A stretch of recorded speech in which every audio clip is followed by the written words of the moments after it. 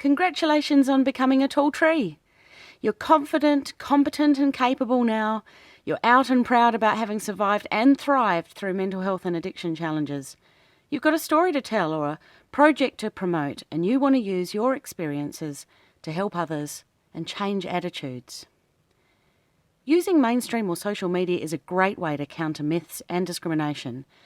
But just as you will have learned in your Raka training, the foremost thing you have to keep in mind is keeping yourself and your audience safe. In conversations with the media, this is a unique skill. Often it can feel like the media has all the power, and so to make sure you don't miss the opportunity to be in the paper or on the TV or radio, you kind of need to do what you're told, right? No, you need to remember that it's your story and it's your power. You are gifting them with your story, so you are actually the person with power and control.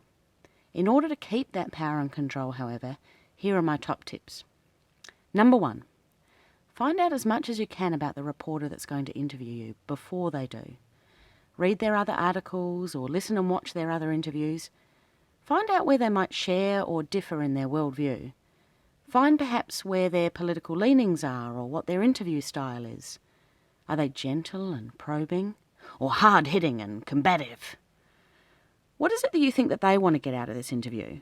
What's in it for them? Because there will be an angle thereafter, and you want to make sure it's the same angle you want. Secondly, if you're comfortable with the way that person is and how they've reported before, then by all means engage with them.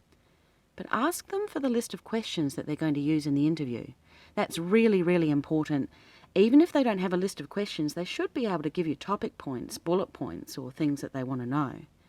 Take those bullet points and practice sticking to the like minds, like mind language and key messages that you've learnt already so that your comments can't be taken out of context.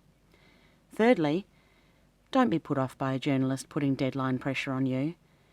Even with a quick turnaround, you can find out their angle and practice your key messages, or write them down with just a few minutes up your sleeve. In a perfect world, though, you've got your questions, you have a bit of time up your sleeve. Go through the points you want to make and write them down. Then ask someone you really trust to ask you the questions so that you can practice your answers with confidence and, of course, without too many ums and ahs throughout the whole thing. The fourth thing to think about before you go into an interview is timing. Practice makes perfect, and the shorter you can fit your story and your key messages into the small amount of time that the media give you, the better will be the end result. You might be lucky enough to have an hour-long interview, but probably the most airtime you'll get is between 30 seconds and a few minutes, so you may really need to hone your story. Keep in mind that you might have 12 eloquent sentences full of great context strung together, but they're going to take a quick soundbite, so make sure you're confident that if they take out a small portion of your speech, they can't inadvertently twist your words. It takes a bit of time and practice to get this right.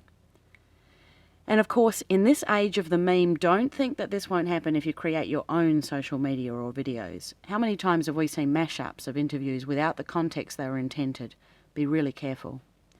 If it's a written article, most journalists are really happy if they've got a relationship with you already to give you a draft. You may not be able to change the words, but they're usually quite happy to send it to you and give you a heads up. For example, this is what's going to come out on Saturday, or this is what's going to be in this evening's news, for example. The last thing to remember is to have some support when the media comes out or the interview is aired, particularly if you visited trauma or triggering content in your interview. Make sure you've got the people you trust around you, because even though you think it's gone great and it probably was really awesome, you'll find yourself dealing with some conflicting feelings of pride and fear, feelings of, oh my goodness, it's out there now, everybody knows.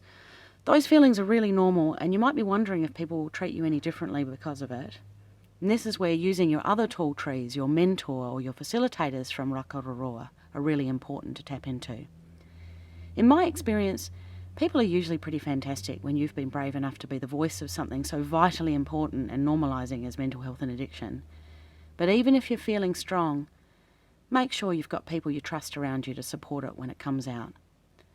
If you need more pointers of support, visit us at www.changingminds.org.nz. Great. Good luck.